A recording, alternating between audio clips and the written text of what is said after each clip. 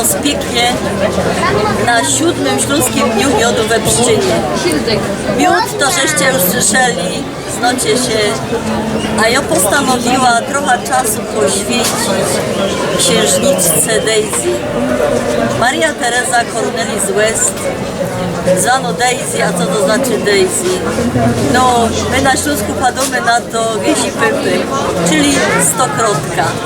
Siedza koło niej na ławce, a mało kto wie, że to była najbardziej nieszczęśliwa kobieta na świecie.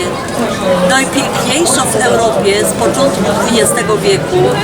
Kochali się w niej wszyscy, a jak się wydawała za mąż, za syna tego księcia pana Jana Henryka XI Hohenberga von Pless, za jego syna Jana Henryka XV, to zdawało się, że nie ma bardziej szczęśliwej pary.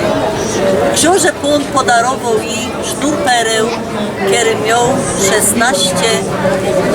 6 metrów, co to było? 6 metrów. A potem ruszyli w taką podróż piękną, długo, przez cały świat. No ale skończyło się to małżeństwo. Wiecie, w dzisiejszych czasach też tak jest. Małżeństwa się kończą źle. I z takich ciekawostek to chciałam wam podać, że Daisy w czasie I wojny światowej, dajcie się pozór, pracowała w Międzynarodowym Czerwonym Krzyżu jako siostra, jako taką pielęgniarka. Ja się myślę, że ona pojęcia nie miała, co to Rigby ją czekał. Jechała w tym wagonie w zasadzie donikąd. Po tym powiem wam, że jej los się potoczył trochę inaczej. Rozwiedli się.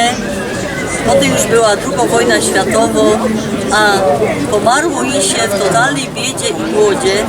Jest pochowano, żaden nie wie kajsik na zamku w Książu. Z takich weselszych, bo my są na Śląsku, z takich weselszych informacji to powiem wam tak. Się zasieszam we śląskiej Akli, a powinna być dzisiaj jeszcze pod tą jaklą kiełbaśnica albo kiełbasa, bo rubo ślązoczka to jest atrakcyjna. Rubo baba to jest baba, co jest zdrowo, poradzi ważyć, nie smyko się, nie bogato, a kiełbaśnica to jest taki ruby wałek ze sztofu. A Daisy po 4 porodach, 2 były udane, miała w pasie 56 cm. I tak się myśla, co je lepiej? Być pięknym, bogatym, albo zdrowym i szczęśliwym? Pomyślcie.